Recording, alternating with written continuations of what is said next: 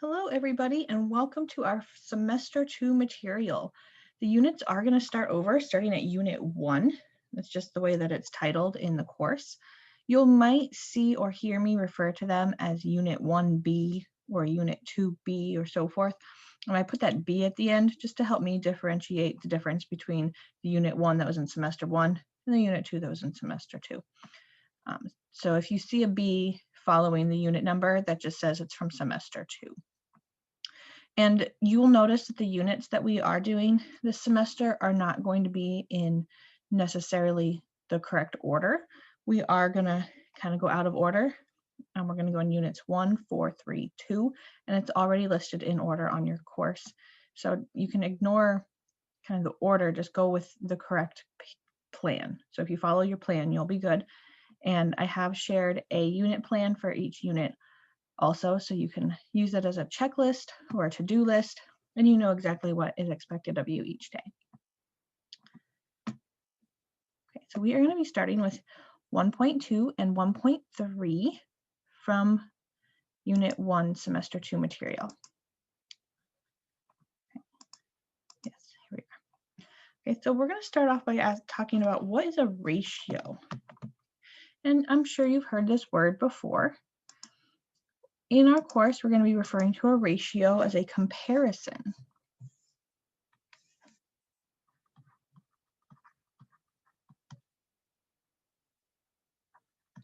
Okay, and it's going to be a comparison of two or more quantities.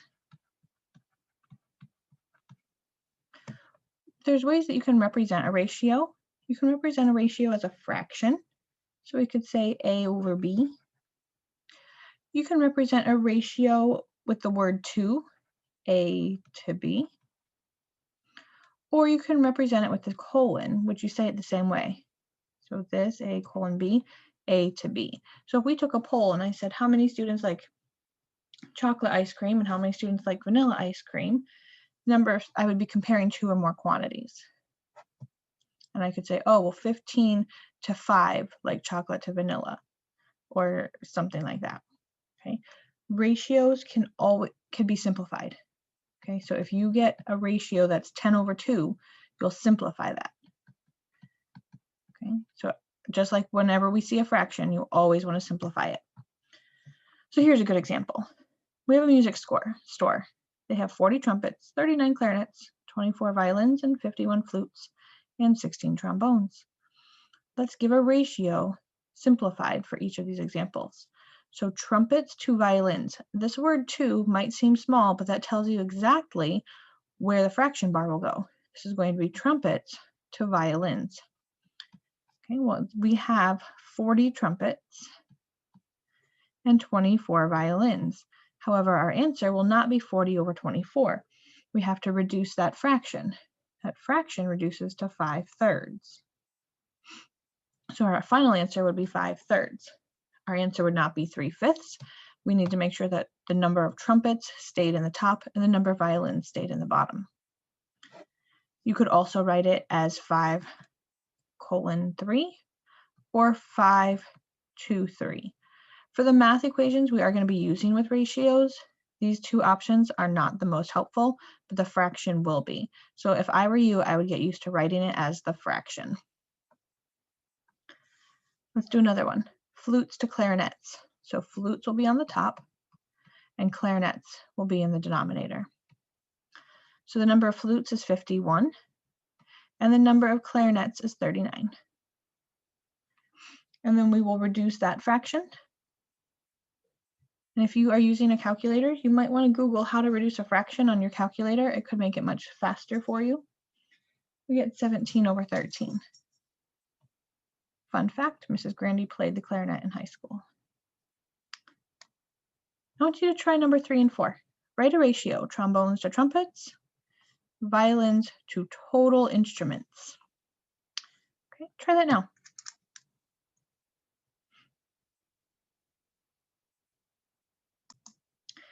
So for number 3, you should have 2 over 5, and number 4, 12 over 85. What this means, and looking at example 3, this means that for every 2 trombones that the store has, they have 5 trumpets. In number 1, for every 5 trumpets they have 3 violins. And in number 2, for every 17 flutes they have 13 clarinets. Number 4, violins to total instruments. For every 12 violins, there are 85 total instruments. We also have this thing called an extended ratio. An extended ratio, again, is a comparison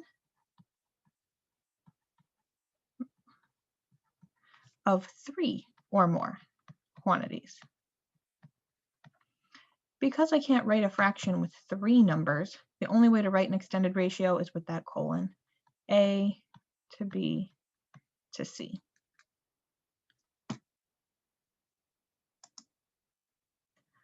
So we can use ratios to find angles and sides. So for this one, it says the ratio of 2 complementary angles is 3 to 7. Find the measure of both angles. So what this means is for every 3 degrees in one triangle, there's 7 degrees in the other one. And I need them to be complementary. So if I have one 3-degree angle and one 7-degree angle, now I've got 10 degrees. That's not complementary.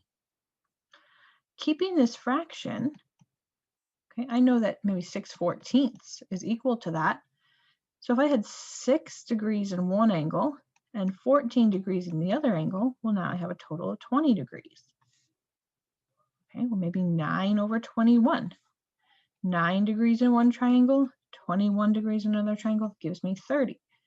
I don't really want to do this all day. This will take forever. There's a shortcut. What I'm doing is I'm actually multiplying each of these numbers by the same number. 3 times what plus 7 times what? Well, 1.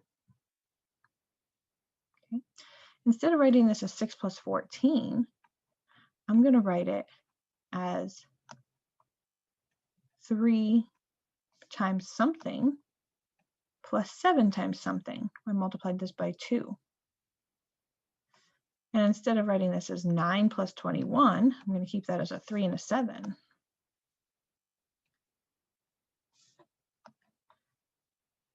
Well, 3 times 3 plus 7 times 3 equals 30.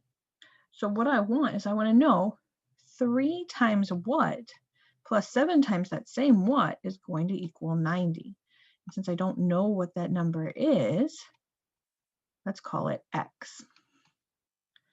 So I have this equation, 3x plus 7x equals 90.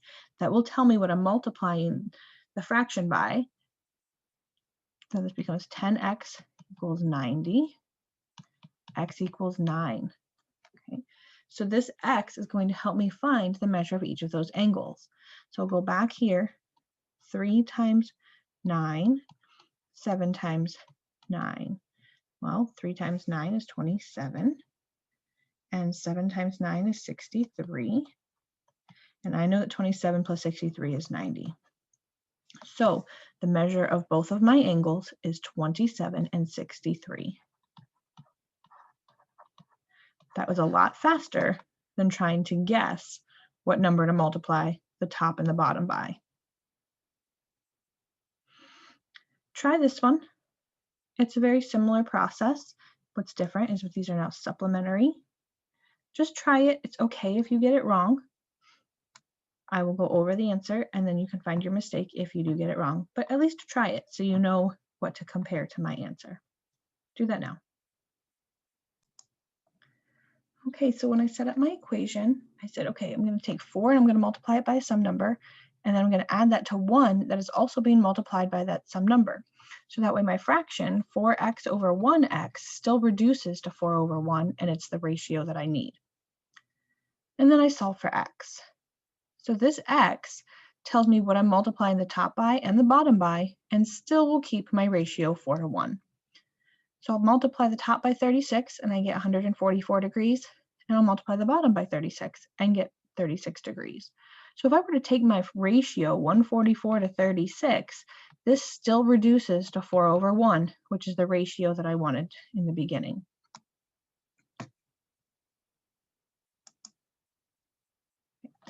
So now we're going to talk about proportions. What is a proportion? A proportion is an equation that states two ratios are equal, which we were just talking about when we said the 144 over 36 equaled 4 over 1. This is a proportion. I have a ratio here and a ratio here, and they are equal. So a proportion will be written as a fraction is equal to a fraction. And for the cross product property, we may have cross multiplied before. When you cross multiply, you take the denominator of one side and multiply it by the numerator of the other on both ways. So I can say that the numerator times the denominator of the other one and the numerator times the denominator of the other one, not equals.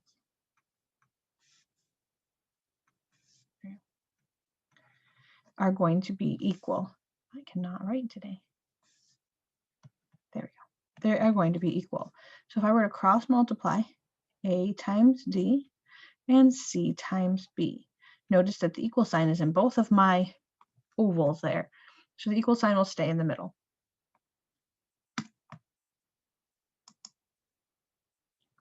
So let's practice using the cross product property or cross multiplication.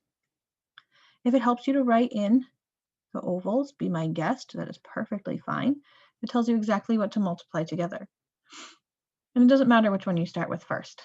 I can say 4 times 7 equals 2 times x. You could have said 2 times x equals 4 times 7. You're going to get the same answer. Okay, so we'll say 4 times 7 and 2 times x, well, that's 2x. Divide both sides by 2. X equals 14. And if you wanted to check, come back up to your original equation.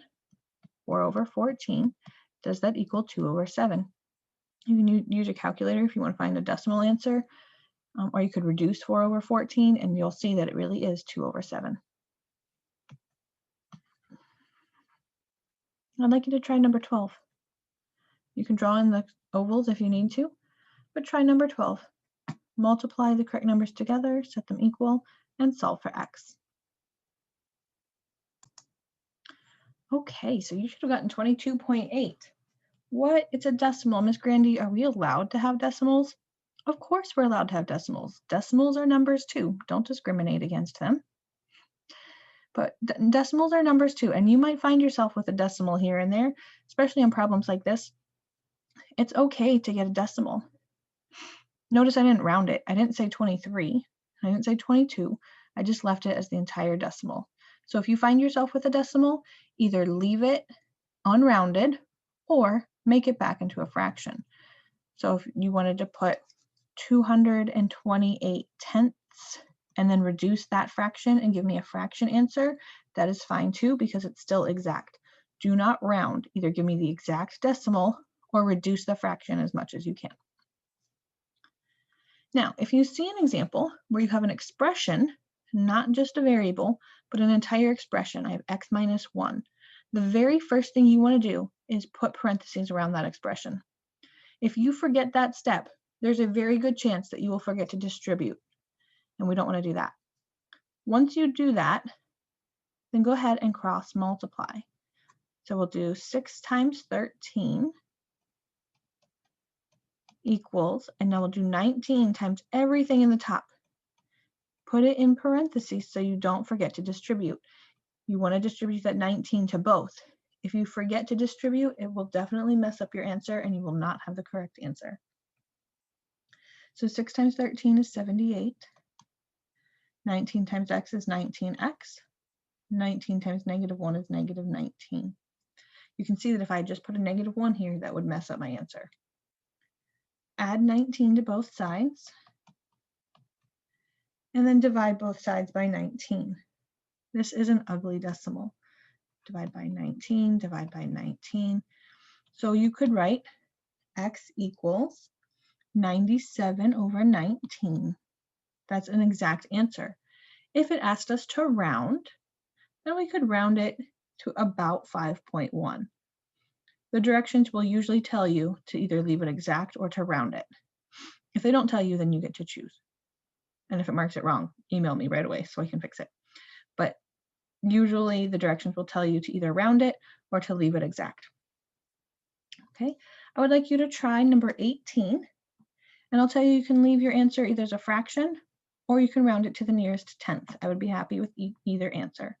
So you can leave it as a fraction or round it to the nearest tenth, but it's going to be ugly, and that's okay. Try number 18 now. Okay, so you should have an equation set up similarly to mine here, where you have 6 times the quantity of 3x plus 3, or you have and 7 times the quantity of x plus 16. And if you had these flip-flopped, that's perfectly fine. Don't forget to distribute that 6 to both parts. Don't forget to distribute the 7 to both parts. And then we're going to solve. I subtracted 7x from both sides, and I subtracted an 18 from both sides. And I got 11x equals 94. Well, 94 divided by 11 is not very pretty. So if you answered 94 elevenths, perfect. X is 94 elevenths. If you chose to round it to the nearest tenth, you should have gotten about 8.5. Both are acceptable for now. Whatever, just make sure that you read the directions, whatever it asks for on the quizzes and on the test. Okay, so we're going to also talk about similar polygons. Similar polygons are polygons with the same shape, but a different size. And we saw similar polygons when we talked about dilations way back in semester 1. Polygons are similar if, now both of these things have to be true, the corresponding sides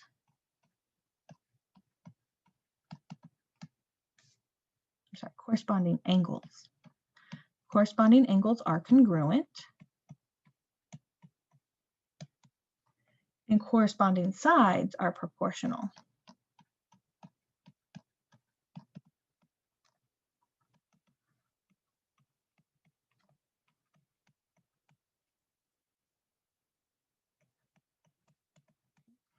This is different from congruent polygons. Congruent polygons had to have corresponding angles that were congruent and corresponding sides that are congruent.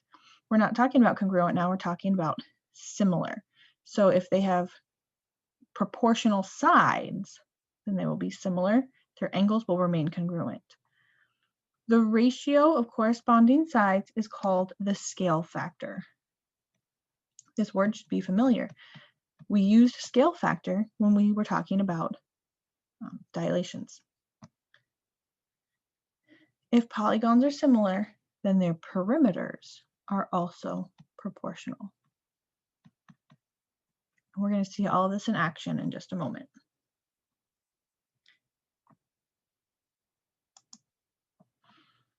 Okay, when talking about scale factor, order matters. So whatever triangle comes first will be on top. The triangle that comes second will be on the bottom. So numerator, denominator.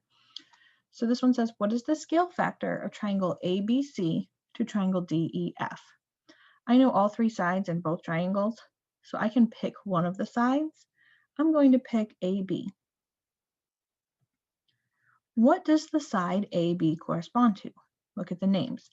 AB are the first 2 letters, so in the second triangle, DE corresponds to it. So now let's actually make this a number. The length of AB is 8, and the length of DE is 12. Remember that a scale factor or a ratio can always be simplified. Well, it should always be simplified. So 8 over 12 reduces to 2/3. So our scale factor is 2/3. Let's review for a second our dilation scale factor. If the scale factor was less than 1, that means that our triangle got smaller. Okay? So we went from this triangle to this one, and it got smaller. Okay, so order matters. We could have done that with any of the sides. I could have said BC over EF and gotten the same 2/3. I could have said AC over DF and still gotten 2/3. So it doesn't matter which side you pick if you know all of the information. Just pick one and go with it. You know, remember, order matters. So in the second example, it feels like the same question. What is the scale factor? But this time we're talking about triangle DEF to ABC. So the side from DEF will come on top. So pick any side you want from DEF. I'm going to pick DE. Well, DE corresponds to AB. Okay, so DE is 12 and AB is 8. Simplify this and we get 3 over 2. So the scale factor from triangle DEF to triangle ABC is 3 over 2. Notice that's different than the first example. And the only thing that's really different is they switch the triangles on us, but that will definitely change the scale factor. And now let's look at the third example. What's the ratio of the perimeter of triangle DEF to triangle ABC? So let's find the perimeter of triangle DEF. Remember, perimeter means add all 3 sides together. So 21 plus 12 plus 15, you get 48. And the perimeter of triangle ABC, 14 plus 8 plus 10, 32. So the perimeter of DEF is 48, and the perimeter of ABC is 32, and then we'll reduce that fraction. 48 over 32 is 3 over 2. Do you notice something familiar about that ratio? Yeah, it's the same ratio that we got up here. Notice the triangles were in the same order. Okay, so whatever the scale factor is will also be the ratio of the perimeter. It's a nice little trick to have, especially if you don't know all 3 sides, but you already know the scale factor. If you already know the scale factor, you know the ratio of the perimeter and vice versa.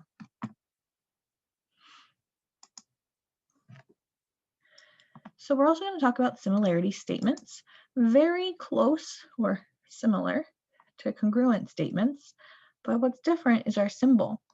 Remember, congruent looks like this. It's a squiggle with an equal sign under it. Well, no longer are our triangles equal. They are similar. So I'm going to get rid of the equal symbol. So the symbol for similarity is just a squiggle. Okay.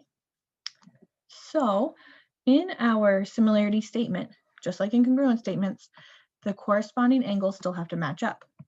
So you'll say triangle and name the first one, whatever you want. I'm going to call it ABC. Is similar to triangle. Now, angle A was congruent to angle D. Angle B is congruent to angle E. Oops, this should be a D. Silly me.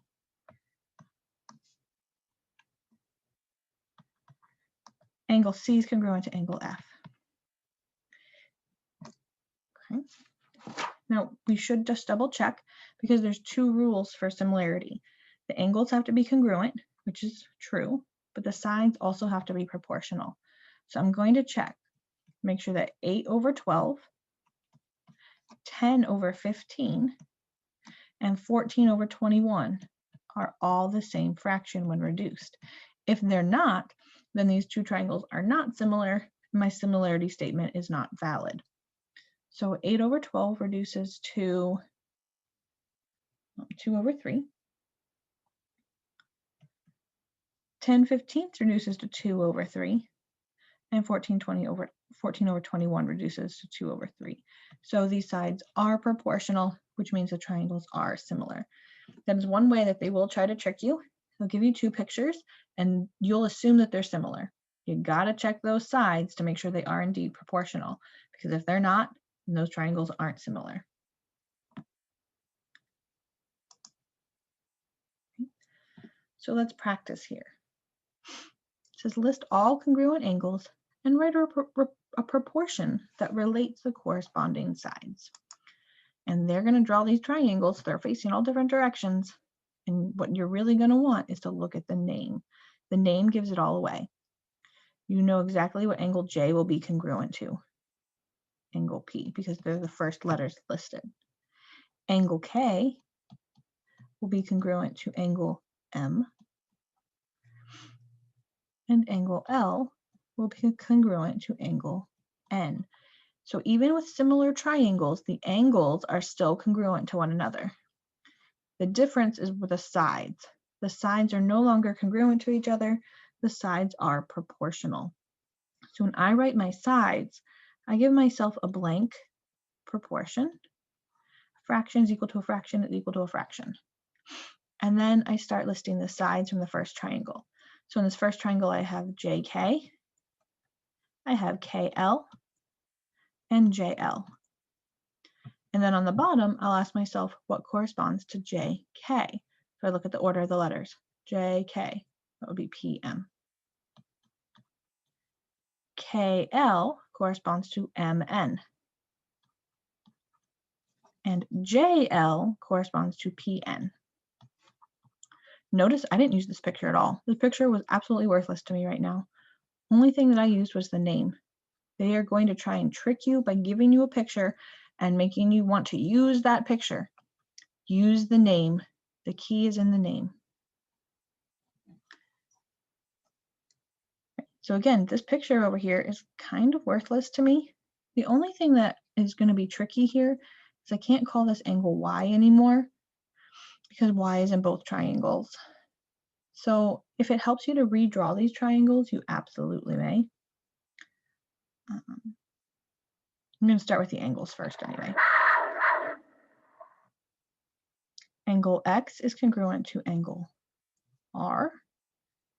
Angle Y is congruent to angle Y. Uh-oh, I can't call it angle Y, remember? Because it's in both. So instead of calling it angle Y, we're going to name it with 3 letters instead. So I'm going to call it angle XYZ. It's going to be congruent to angle RYS. Okay. And then we can say that angle Z is congruent to angle S. Technically, we probably should be naming these with 3 letters also, because in my picture here, I don't know if angle R is this one or this one, but if you redrew your picture, it would be clear. So just know that you might see angles listed with 3 letters, and that's okay. Now let's do the sides. Okay, so I'm going to pick from my first triangle XY, and then YZ, and then XZ.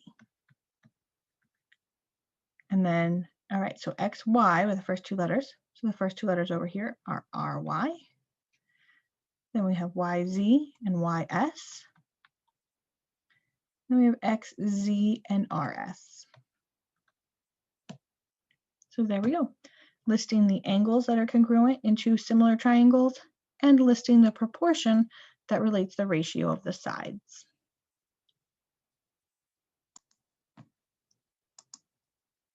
Okay. In this example, it's telling us that the triangles are similar. We're going to find the value of x. So we know that in similar triangles, corresponding angles are congruent. So I know that angle A is congruent to angle D, angle E is congruent to angle B, and angle C is congruent to angle F.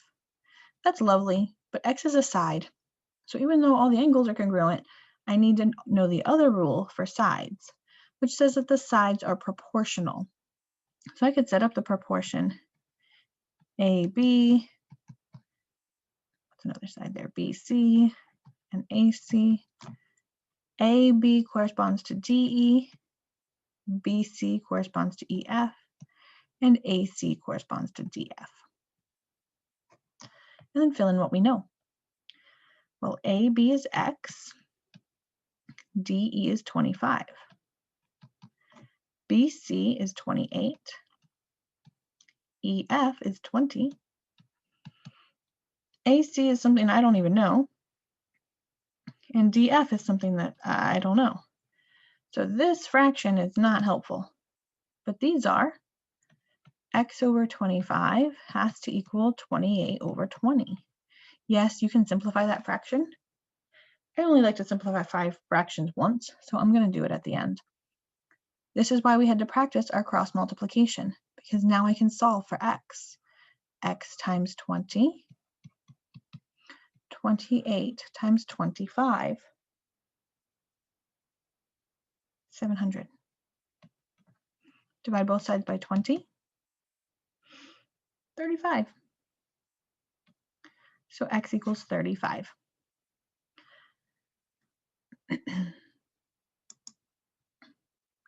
That can happen if the sides are given to us as expressions. Okay, so we can label all of the angles if we wish, but because x is labeling a side here, I want to know about proportions of sides. So I know that we have 3 sides, which means we have 3 ratios, AG, GM, and AM. AG corresponds to KX, GM corresponds to XD, and AM corresponds to KD. Fill in what I know. AG is 32, KX is x plus 3. GM is 36, and XD is x plus 6. AM I don't know, and KD I don't know, so that one is not helpful. But this proportion is. So now we just solve for x. Remember, put parentheses around your expressions so you don't forget to distribute. 32 times x plus 6 will equal 36 times x plus 3. Distribute your 32 for each member inside your parentheses. So 36x, or 32x plus 192 equals 36x plus 108. Now it just becomes an algebra problem to solve. I'm going to subtract 32x from both sides. And while I'm at it, I'm also going to subtract 108. If you want to do this in 2 different steps, please be my guest. That's perfectly fine.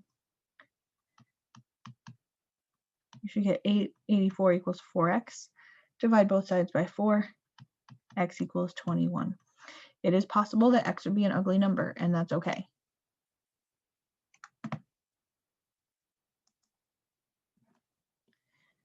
And then just like with our congruent triangles, we also have similar triangle properties. Remember, congruent triangles, we had 5 of them. The triangles could be congruent by side, side, side, side, angle, angle, side, or angle, side, angle, side, angle, angle, side, and HL. Well, we only have 3 for triangle similarity. Triangle similarity, we have angle, angle. Oops. Okay. Angle, angle takes care of both of these guys together. Side, angle, side. Sorry, I can't talk today. Good grief. Side, side, side. Side, side, side is very similar to our side, side, side congruent. And side, angle, side goes with our side, angle, side from congruence. Remember, HL was our side, side angle that didn't work.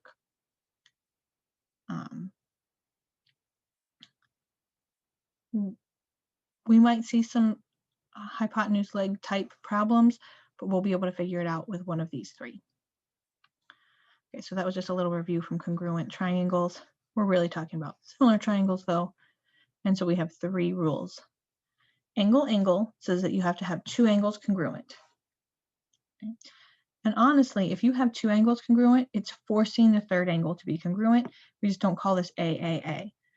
So think about it. If you have 2 triangles, and I know that this angle is congruent to this one, and this angle is congruent to this one, well, the only way for these to all out to 180 and these to all out to 180 is if these are congruent also. Okay, so here I have 2 triangles, the 74 and a 75-degree angle, and then this one has a 75 and a 31. They will be similar if 2 of those angles in the first triangle match 2 angles in the third. So let's find the measure of angle C. Remember that the 3 angles in a triangle have to add up to 180. So we can take 180 minus 74 minus 75, and that will tell us that the measure of angle C is 31.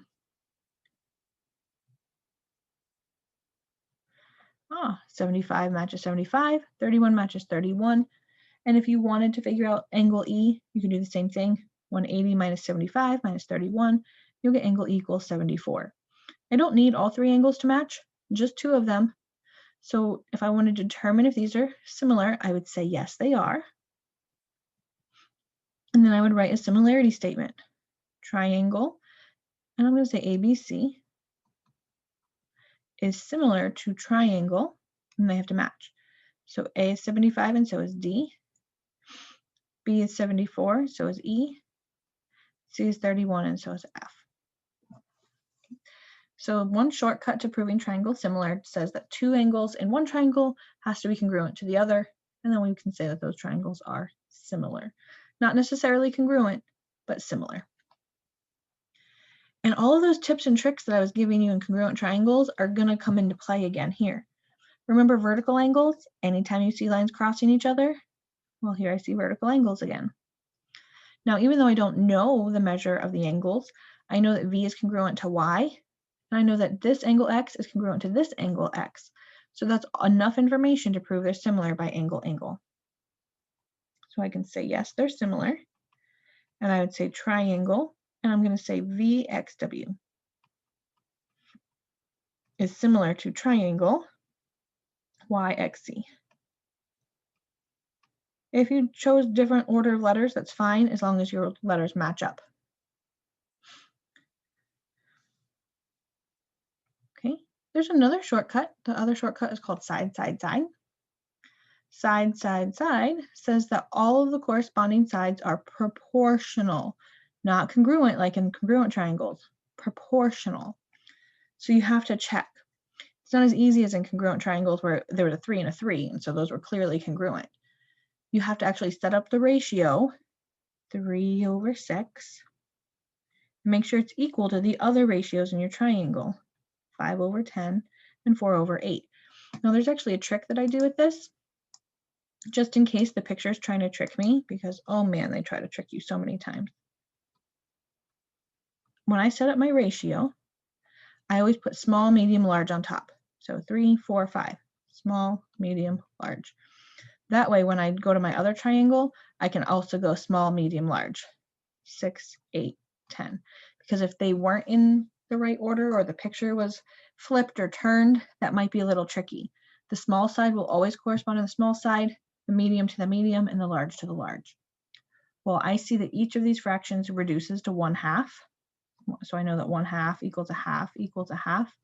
So then I can say, yes, these are similar, and write a similarity statement. Triangle, I'm going to say PQR is similar to triangle STU.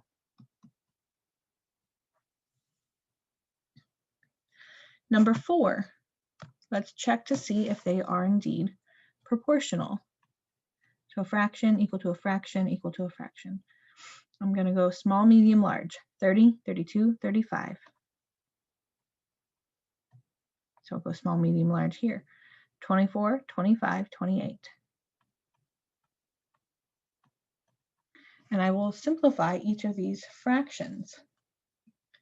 And I'll see that 30/24 does not equal 32/25.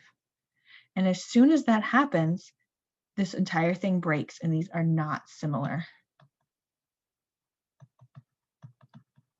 See how that's tricky? You wanted those to be similar, right? But as soon as you check those fractions and you see that even one of them doesn't equal the other two, then those triangles are no longer similar and you can stop. Let's try the next one here. Side, angle, side. Side, angle, side, just like in congruent triangles, you have to have two sides and an angle in between. The angle is going to be congruent. The sides will be proportional. So here in example 5, I have a side and an angle in between, and a side and an angle in between. So these, if they're similar, would be similar by side, angle, side. Let's test to make sure that they actually are. Clearly, the angle in between is already congruent. That's why there's one arc here and one arc here. So now we just need to test the sides. Does the small side correspond to the small side over here? Does that fraction equal the large side over the large side? So you'll reduce your fractions, or if you wanted to just put them in the calculator and see if the decimals match up, that's okay too. We're just testing to see if these fractions are indeed equal. They are. So yes, these are similar. and we would say triangle. I'm going to say JKL is similar to triangle MNP. Again, if you have your letters in a different order than me, but they still match up correctly, then you're fine. The sixth example here is a little tricky, so just be careful. Okay.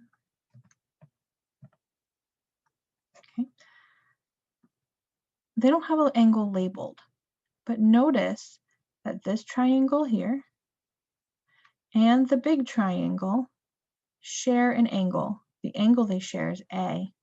So if I were to redraw these, I'm going to redraw them on another slide just so we can see what's going on.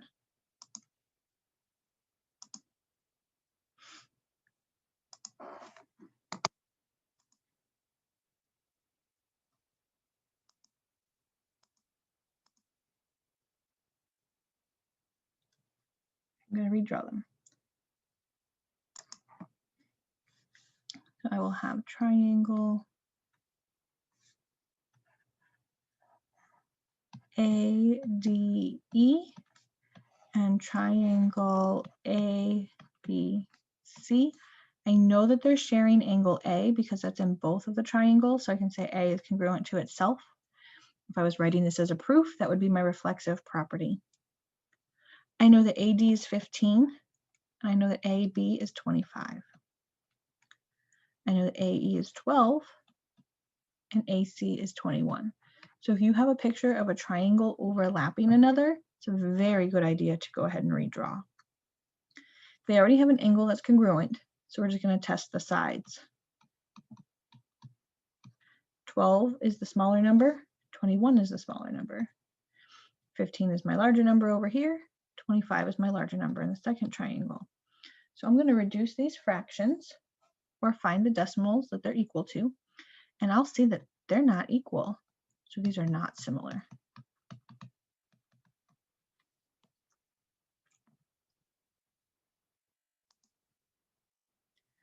Okay, let's practice these. So we only have 3 properties of similarity to remember as opposed to the 5 we had in congruent. You have to ask yourself, could it be angle, angle, side, side, side, side, angle, side, and always remember that not similar is still an option. So I'll do the first one with you here. I've got 2 sides and an angle in between. So this is probably side, angle, side, but we have to test it. So set up your proportion. 3 is my small side here. 5 is the larger labeled side. 9 is my small side. 15 is the larger side. So does 3/9 and 5/15, are they the same? 1/3 equals 1/3. They are. So we will say yes, they're similar. And we'll write a similarity statement. Triangle. I'm going to call this EFG. Is similar to triangle RTS. Order of the letters matters. So just watch out for that. Try number 2. See what you get. Try number 2. Do that now. So in number 2, you might be tempted to say side, side, side because you see all 3 sides labeled. So you already have an idea of what it might be, but you got to test to see, is it actually side, side, side? So you have to set up your proportion. 22 is the small side, 28 is the medium, and 35 is the large, which means that 22 will correspond to 16, 28 will correspond to 20, and 35 will correspond to 25. But when I start to reduce these fractions, I see that 22 over 16 is not reduced to the same fraction that 28/20 does. So because those aren't equal, I can just put a slash through my equal sign and stop and say these aren't similar and write not similar. You can see how this would be tricky. You would want the sides to be proportional and you would want to write side, side, side. Just watch out for that. Let's try number 3. Try number 3. We'll see what you get there. Okay, so in this one, you had to see that vertical angles were congruent. So since this one's 42, so is this one. And then we had to use the triangle sum theorem to find the missing angle. So the 3 angles in the triangle have to add up to 180. So the measure of angle E is 85. If you chose to look at this triangle and do that instead, you got the measure of angle D equals 53. Perfectly fine. Once I do that, either one of those steps, I recognize that 2 of the angles in the first triangle match 2 of the angles in the other triangle. So that is an angle-angle similarity. So yes, they are similar. The similarity statement will say something along the lines of triangle ABE is similar to triangle DBC. Again, if your triangle letters are in different order, that's fine as long as they match up. So A and D are in the same place, B and B, and E and C. And then the reason is angle, angle. Number 4, you're going to need to redraw these triangles, see if they share any angles, and see if you can figure out whether or not they're similar, how they're similar, and write a similarity statement. Try this one. Okay, so I had to make mine a little bigger so you could see what I was writing. There are 2 ways to solve this problem, and both ways are correct. Redrawing your triangle is definitely a good idea. I recognize they shared angle P. So if I only wanted to compare the 24 and 20 with the 18 and 15, that would be perfectly fine. And I would see that those fractions are indeed equal with an angle in between. So I could say side angle side. If I chose to look at all 3 sides, so that I'm also comparing the 16 and the 12, I would see that all 3 sides are proportional. And I could say that the triangles are similar by side, side, side. So it depends on which way you chose to solve it. Both are correct. On a quiz or an assessment, you would only have one option, but just know that sometimes in a problem you have multiple ways that you can solve it, and that's okay.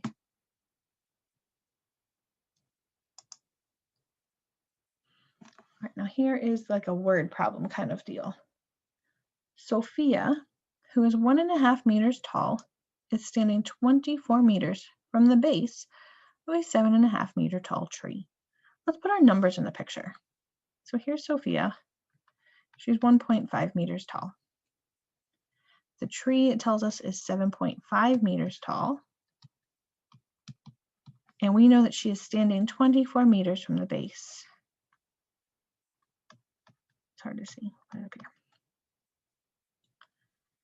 Okay, with the sun behind both her and the tree, Sophia casts a shadow. So here's Sophia's shadow. It's X meters long. How long is Sophia's shadow? So here's the sun. Okay. Do you see the triangles that I just created? I have a triangle here. It's hard to see with the yellow, but there it is. A big triangle and a small triangle. So these are going to be similar triangles. The big one and the little one. How do I know that they're similar? Well, I know that this is a right angle and this is a right angle. And let's see, I know that she is 1.5 meters tall and the tree is 7.5 meters tall. And I know that this is X from here, and this is not 24. 24 goes from here to here. I want the whole thing.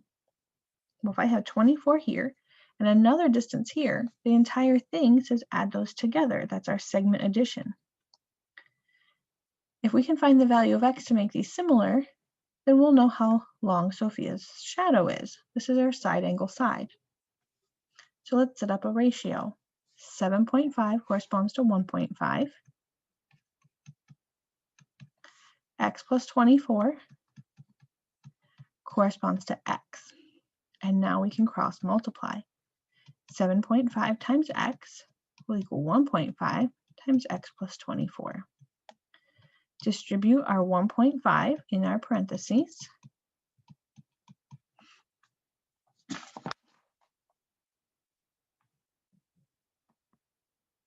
36. Subtract 1.5x from both sides. Divide by 6. So Sophia's shadow, which is represented by X, is 6 meters. Okay.